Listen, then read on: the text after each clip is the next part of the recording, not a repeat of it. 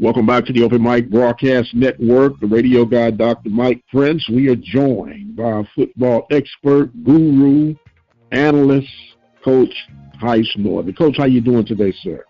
Oh, everything pretty good. Had a chance to get out and watch some football from Thursday until late last night, and unfortunately for me, two out of the 6 teams that I pulled for on a regular basis won. So, like I said, my son team, they won by a good little bit. My Jaguars went down. My Southern Jaguars went down. My Grambling Tigers went down. My Morehouse Tigers went down. My Prairie View Panthers went down. And my Texas Southern Tigers came out with a win. So, for the most part, that's the teams that I follow. Everywhere I played and worked at.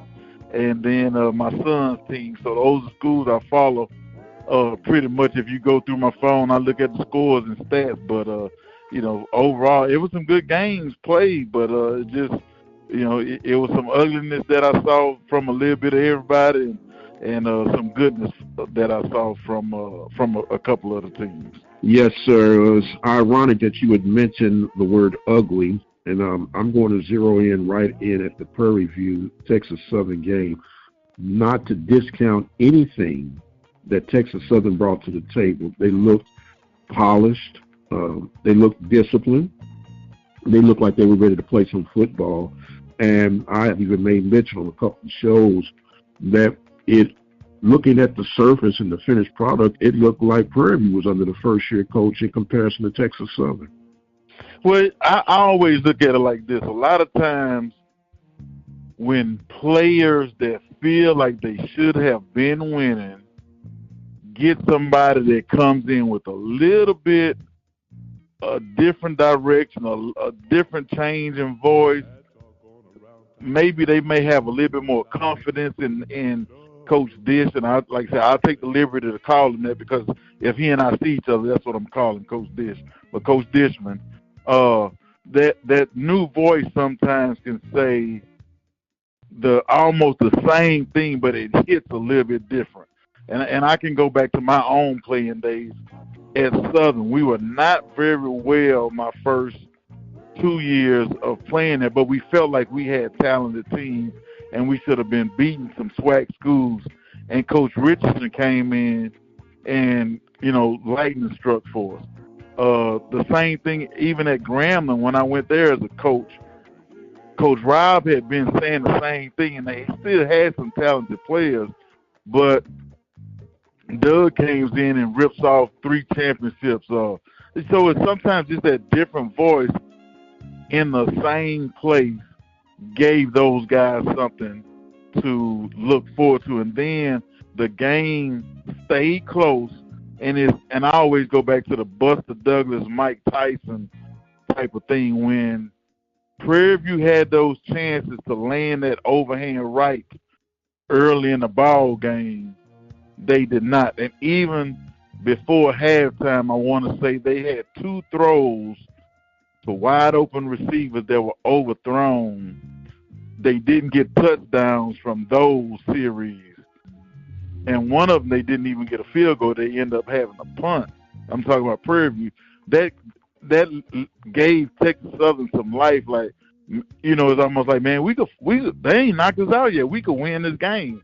And the more you let teams hang around, the more they feel like they can win. And I always say Texas Southern team look different because they have access to guys that probably can't even get in school at Prairie View. So you're going to see 9 times out of 10, you're going to see a more athletic team on the Texas Southern side, and you're going to see a bigger team. And those big guys was leaning on Prairie View, and they played with some attitude. And then once they started saying, man, we not beating ourselves, they took advantage of every situation that they had. Did it appear to you from scoping body language on the sideline and performance on the field that Prairie View may have submitted at one point?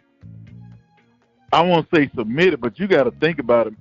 So I'm going to say Prairie View's defensive line probably averaged on the 260 to 275 range. And I guarantee if you go to Texas Southern offensive line, they probably closer to the 310 and 320s, and some of them I'm guaranteeing in the 330s. And then Prairie View's defensive line had a couple 320s. And I may be cutting them a few pounds short. So when you look at that, that takes a toll on you. I wouldn't say Prairie View laid down, but sometimes when you're taking body blow after body blow, and Texas Southern guys didn't have a problem, laying on top of them. They played through the whistle, not to it. It got real physical, and that takes a toll. And I heard, like I say, we were doing the game in the stands, and people saying, man, that running back from Texas Southern is only a freshman. To me, that's the easiest play or position to come in and play from high school to college and be successful, especially if you're coming from a similar scheme. So I don't think Texas Southern, I would say, made them quit, but it became a accumulation of blows, and those 3-yard runs start becoming 6 and 7, and you see guys falling off or not getting off of blocks because they simply just took a lot.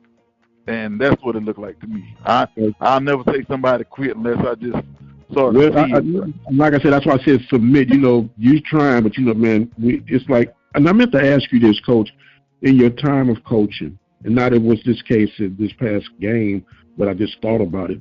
Has there ever been a squad that you had and you was like, man, we really don't stand a snowball's chance in hell of winning many games, but I gotta sell it to these guys?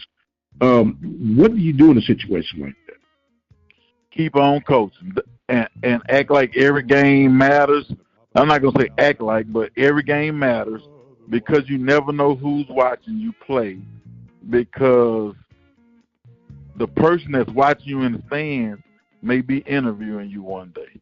The young child in the stands is watching the way that you act. If you come in and throw your helmet down, that kid played Little League, he may do this.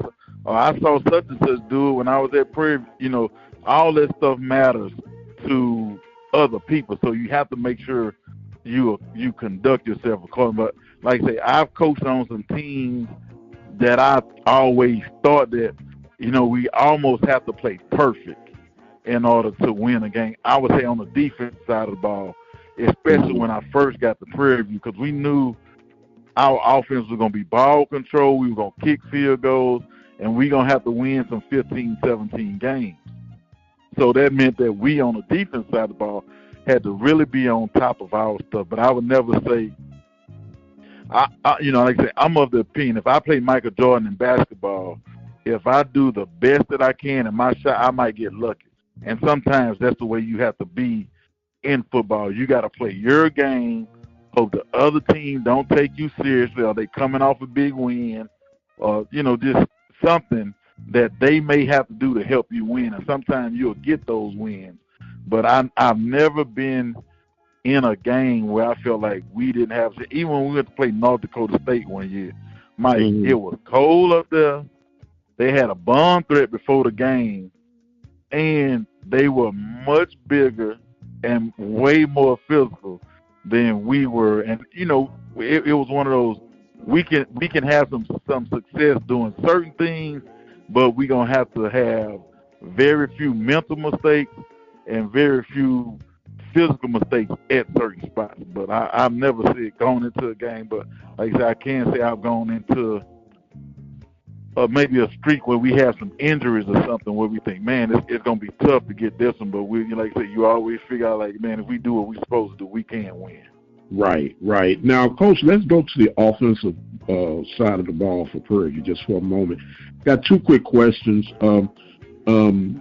It appeared that the play calling be a bit conservative. And the next question is, do you think we now have a quarterback controversy?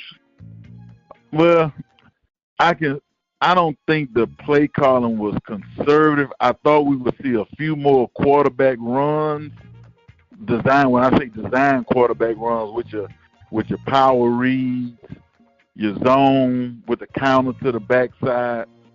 the thing that I saw is like they had a chance to make a good play, and I think they may have had a touchdown call back the very first series, or they would have been at the 2-yard line. That quarterback scramble gets called back. Then I want to say I'm gonna say just the tight end group alone may have dropped 5 passes. So you thinking, all right, it's a conservative play, but he's getting the ball out, getting the ball to the flats. That 2-yard pass should turn into a 7 to 8 yard run. So it was a few drops that didn't help. And if you think about it, in the second quarter, like I said, they were going towards the scoreboard. Coley was at quarterback. They missed 2 wide open throws that should have easily been touchdowns. So that you go in from a very tight game at the half to possibly being up 2 touchdowns. So I wouldn't say it was super conservative. The other thing you have to look at, they had a chance on some throws, but the quarterback always had somebody he couldn't step in. Like one time he got hit in the hip, the ball flooded in the sky. Another time he had somebody on his leg, couldn't step into the throw and underthrew a guy that was wide open. So it was some plays, and I'm going to say mostly in the first half, where they had chances to score, push the ball down the field. It was an overthrow. But I will say this. In my opinion, the quarterbacks were making the right reads, just not executing the throws. Okay. Talking with the Holt Heights Northern football analyst here at the Open Mic Broadcast Network. Panthers fall 27-9 to the Texas Southern Tigers. And once again, not discounting Prairie View totally, but you got to give credit to Texas Southern for dictating the flow of the game. They seem to be in control at the line of scrimmage, where we know the games are won and lost. With that you've seen, knowing the road that lies ahead for Prairie View, they'll be in Northwestern this weekend to take on the Demons. Although the Demons have not been high in the Southland, they have been a Southland opponent that has been, let's say, troublesome for the Panthers of recent. Do you think that it is time to panic at Prairie View? And what, I know obviously the win that you're looking for, but what are you looking for to rebound after losing a game in such magnitude? First thing you do is just go back and show them the film. Okay, guys, this is what we did. And you may not take the whole game. You may say, okay, let's take 7 to 10 plays if I'm Coach Whedon, the offensive coordinator. And I'm saying, guys, look at this. I may show some drops. I may show some good plays. But I'm gonna definitely show them the pass that we dropped and how much open space after those passes were dropped. I'm gonna show them the overthrows. So I'm gonna show them the points that we left on the board, probably first and foremost, and then say, okay, this is how we gonna correct it.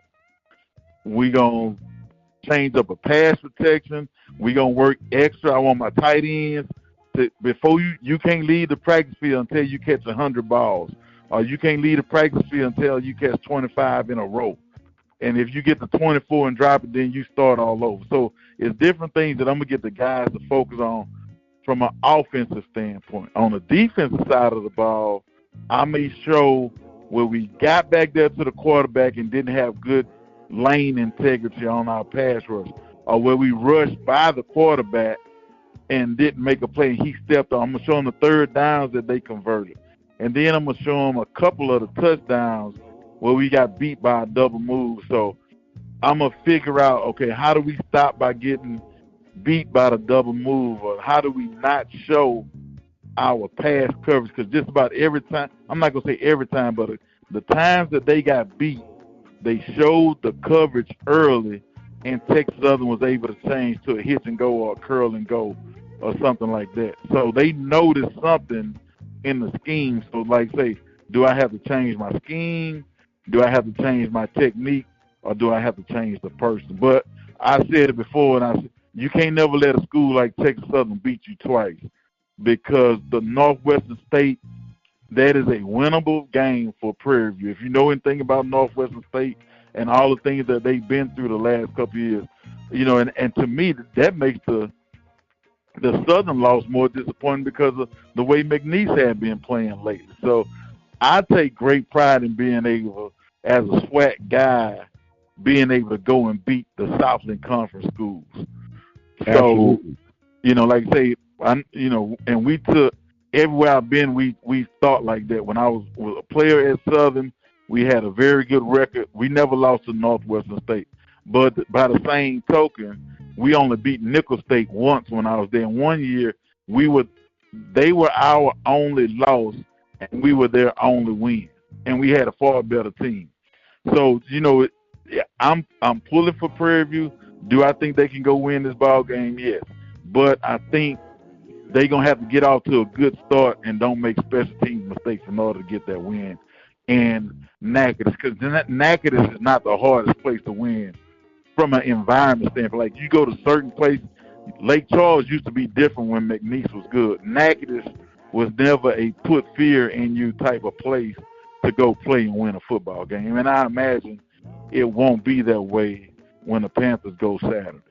Well, it's ironic you say that. I feel like that's the case for Prairie View sometime, because even though the fans are there in good numbers, they're so subdued. And people say, well, you got to give them something to cheer about. But as the opening season, first game of the season, rival game, seem like you shouldn't have to inject enthusiasm. You should bring some type of energy.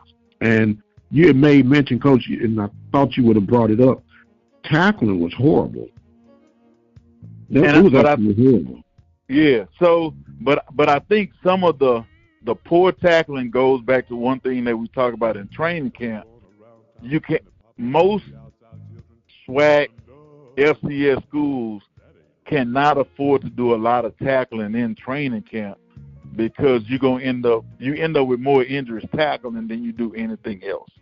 So I don't think a lot of schools tackle for the most part during training camp. Then you have to think of the speed of the game and the pounding that in my opinion, some of the Prairie View linebackers, never been real big guys, but some of that adds up to you when you got the size of the lineman, the size of the tight ends blocking you, and you trying to make a tackle. So I think that has a little bit to do with it.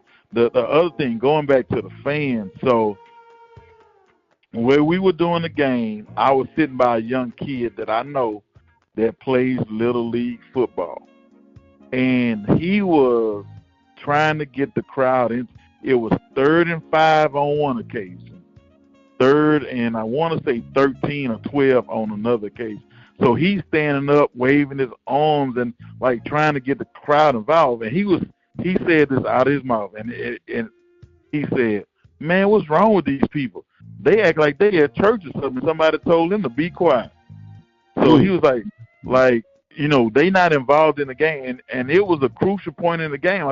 I know one of them was a 7-point game. I want to say it was it 13-9? So it was somewhere in that range. It was still a very close ball game that Prairie View needed a stop to get the ball back. And like I say, it's no defense, Panthers defense, no whatever you think can make some noise. Like Prairie View's Texas Southern offense could operate with. They didn't have to go to a silent count. They didn't have to go to a hand check. What we call a hand check is where the guard puts his hand in front of the center and tells him, okay, now you snap the ball. Everybody's ready. So the crowd, it was a great crowd. Don't get me wrong. Great crowd from a number standpoint, looking at it. But great crowd from an enthusiasm standpoint. And like I say, this me talking. If I was coaching or playing, how would I like it? It was nowhere near where I thought it would have been. Like I say, you coming off a 9 wins straight. You coming off a Western Division championship. But it's like they just thought, well, they gonna get it done. We gonna figure out a way, and then after the game, we could say we won the ball game. Unfortunately, now people saying they lost, but they had nothing to do with the game, in my opinion. Right. Now, once again, we talk about you can't let this game beat you twice as they get ready for Northwestern State. Meanwhile, other SWAC games, FAMU stays on the road. They're 2-0. Your Jags feel short. The Tigers feel short. Can you give us a quick assessment of how things look throughout the rest of the conference? Well, Valley didn't. I put it like this: Valley didn't look good. Pine Bluff definitely didn't look good. A&M, you probably thought the game was gonna go the way that it did go against Auburn. I really did expect more from Alcorn versus UAB. I expected more from the Braves than what they showed. Let me see. Alabama State, man, I thought they were going to be able to find a way to win that game some kind of way, because I thought it was going to be a pretty evenly matched game because of the two head coaches, both known for their defense. I know both defensive coordinators, similar styles, similar plays when it comes to certain situations. Unfortunately for the Hornets, they had a pick six, and pretty much anytime you have a pick six, it almost guarantees you're going to lose the game, and they end up losing by 7. So it was one of those deals where the conference didn't fare well. To me, by far, the North Carolina Central loss hurts, and the Southern loss. And the Southern loss probably hurts more because Southern controlled the football game pretty much from the first to the third, and then they had 2 bad plays from their special teams that made it go from 7-0 to 21-7. Okay. Now, when you look at this week's matchups, we kind of touched on the Prairie View game. Which team are you looking to rebound the most this coming week in week 2?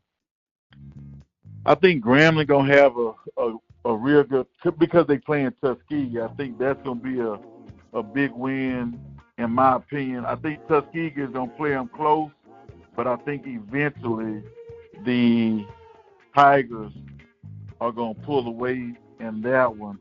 The other game that I think is going to be, don't be surprised if Texas Southern gives Rice a little bit more than they can handle, because if Texas Southern doesn't go in and turn the ball over, if they run the ball, lean on that offensive line, the quarterback that finished the game, I think he gives them a great chance at running the ball if he has the play. But I really do think that Texas Southern, they going to think I'm crazy, is going to give Rice a little bit more than they can handle.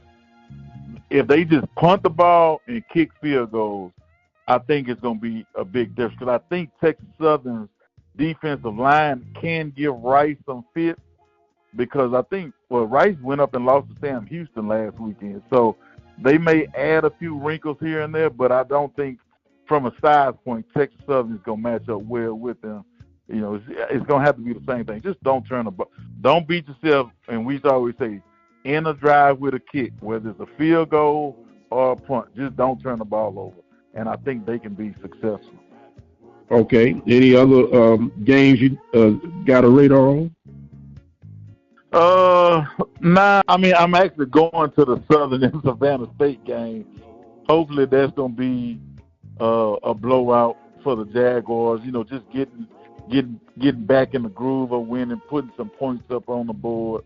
But other than that, like you say, the Florida State, Miami game, Florida A&M, Miami, I don't see much in there.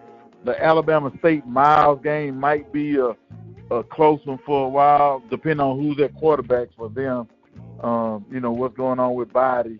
But all the other games, I think, going to be blowouts one way or the other for, I would say, most of the SWAC schools, especially the ones that are entertaining our Division II counterparts. Yes, sir. Well, Coach, we'll come back and do it all over again. Do you have any words of encouragement or some closing thoughts for SWAC fans and PV Nation fans in particular, sir? Look, man, I love HBCU football, and probably too much. My wife would tell me sometimes, or I care too much about what people think. But like I say, it's early in the season, and Coach Mickey Joseph said one thing in his press conference the other day.